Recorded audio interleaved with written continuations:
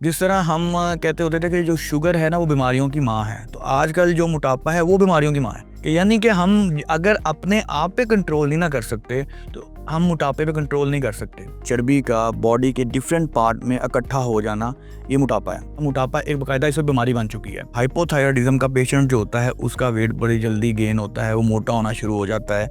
यानी कि hormone imbalance की वजह से बंदा मोटा भी हो जाता है। अपने लाइफस्टाइल को हम कैसे चेंज कर सकते हैं? अस्सलाम वालेकुम, मैं हूं डॉक्टर उमैर हमज़ा।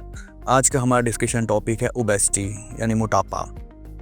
आज हम जानेंगे कि बेसिकली ओबेसिटी है क्या, इसके फैक्टर्स क्या हैं, इसे हम कैसे बच सकते हैं और अपने लाइफस्टाइल को हम कैसे चेंज कर सकते हैं। सबसे पहले हमें ये समझना है कि ओबेसिटी क्या चीज़ है। एक्यूमुलेशन ऑफ फैट यानी कि फ़ैट का, चर्बी का बॉडी के डिफरेंट पार्ट में इकट्ठा हो जाना, ये मोटापा है। एक बेढंगम तरीके से जब फैट आपकी बॉडी में डिपॉजिट होगी तो उसको मोटापा कहते हैं। अब मोटापा सिर्फ एक कह लें कि हेल्थफुल चीज़ नहीं है। जिसे हम कहते हैं कि बंदे की थोड़ी हेल्थी, ये बंदा हेल्दी है, लेकिन वो हेल्दी में नहीं आता। मोटापा एक बाकायदा इसमें बीमारी बन चुकी है।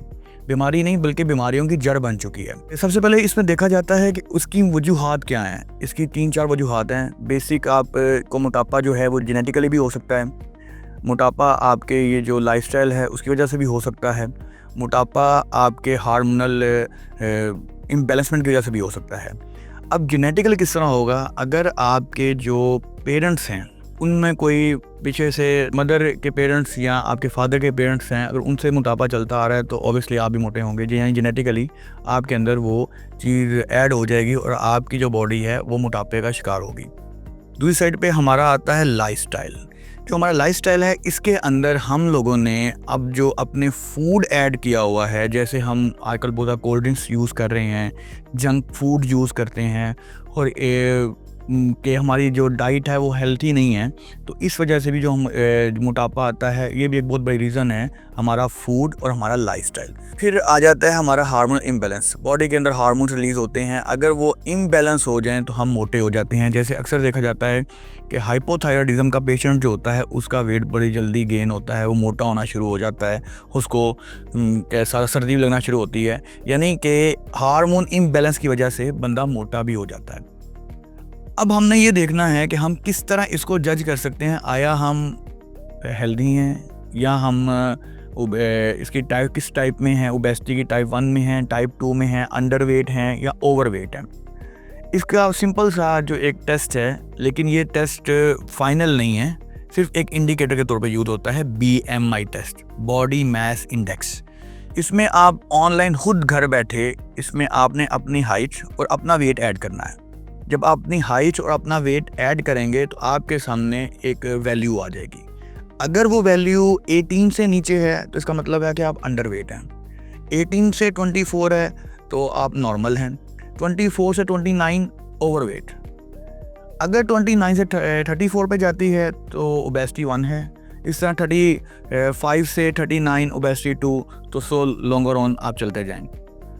अब जो ओबेसिटी है, अगर तो आप ओवरवेट भी हैं तो आपने ये चीज़ याद रखनी है कि आप मोटापे का शिकार होते जा रहे हैं। अगर ओवरवेट होंगे तो आगे आप ओबेसिटी 1 में जाएंगे, वहाँ पे कंट्रोल नहीं करेंगे तो ओबेसिटी 2 में चले जाएंगे।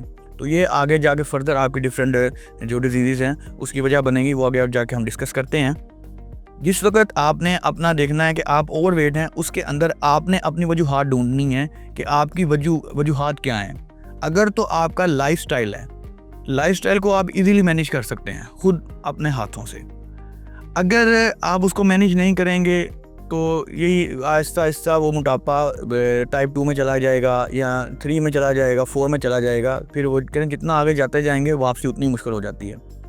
अगर तो हार्मोन इम्बैलेंस है तो उसके लिए आप मेडिकेशन यूज़ कर सकते हैं। मेडिकेशन यूज़ करते रहेंगे, किसी अच्छे कंसल्टेंट से या डॉक्टर से आप रब्ता करें तो उसे आप मेडिसिन लेते हैं तो उसे हार्मोन जो है वो बैलेंस हो जाएंगे, उससे भी मोटापे में फ़र्क आएगा।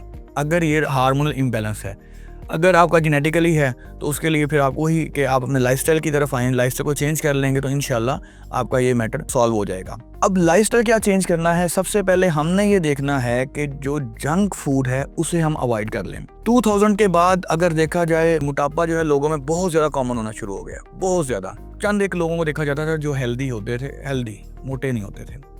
अब हेल्दी कम है, मोटे ज़्यादा हैं। उसकी मेन वजह यही है कि हमने उस टाइम के बाद कोल्ड ड्रिंक्स का हम हर खाने में यूज़ कर रहे होते हैं। हम फ्राई चीज़ों को बहुत ज़्यादा यूज़ करते हैं। जंक फूड है हमारे, ये बर्गर्स हैं, ये पिज़्ज़ाज़ हैं, हम जितना ज़्यादा इसे यूज़ करते हैं, यानी घर का खाना पका होता है उसको छोड़ के हम जब बाहर से चिकन लेते हैं और वो हम ज़्यादा यूज़ करते हैं, उसमें प्रॉब्लम आएगी। हमारा जो फैट एक्यूमुलेशन है वो ज़्यादा हो जाएगी, हम मोटापे का शिकार हो जाएंगे।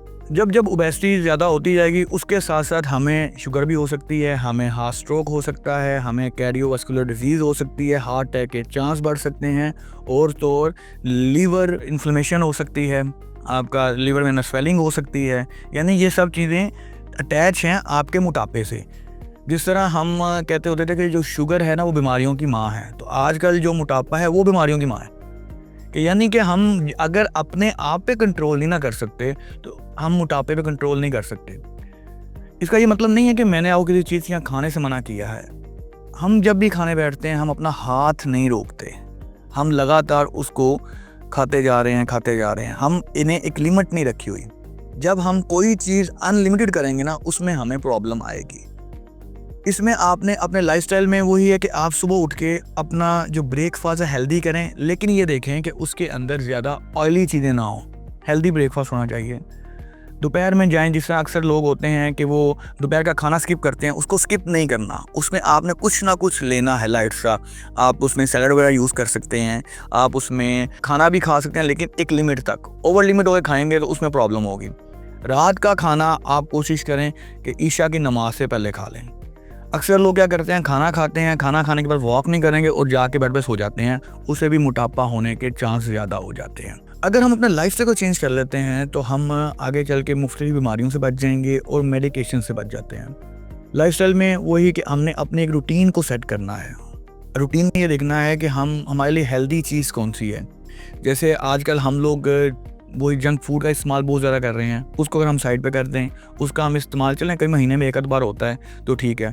अक्सर लोग रोज़ ही जंक फूड की तरफ खा रहे होते हैं और ख़ुद भी इंजॉय करते हैं और साथ साथ अपने बच्चों को भी इंजॉय करवा रहे होते हैं। अब ये जो इरा चल रहा है, ये जो टाइम चल रहा है, इसमें समझा जाता है कि जो पेरेंट्स हैं वो खुद ही अपने बच्चों के दुश्मन हैं। अपने बच्चों को खुद ही जंक फूड पे लगाते हैं, जिससे बच्चों के अंदर मोटापा आ जाता है और डिफरेंट बीमारियां उनको शुरू हो जाती हैं, डिफरेंट डिजीज़ पे आ जाते हैं। फिर बाद दफ़ा उनको कुछ समझ नहीं आ रही होती कि इसे हम कंट्रोल कैसे करें। अगर आप इसको शुरू में ही कंट्रोल कर लेंगे, उसको आप जंक फूड देने की बजाय आप हेल्दी फूड देंगे तो बच्चा हेल्दी होगा, ना कि मोटा होगा। हम लोग डिफ्रेंशिएट कर नहीं सकते कि मोटापा क्या है और हेल्थी होना क्या है। बाकी जो चीज़ें हैं कि हम इसको आगे जो मेडिकेशंस है उसको यूज़ कर सकते हैं। तो मेरा ये कहना है कि मेडिकेशन मोटापे का कोई हल नहीं है। आपका जो लाइफस्टाइल है वो बेहतर हो जाए, आपकी फ़िज़िकल एक्टिविटी हो, आप रोज़ाना वॉक करें।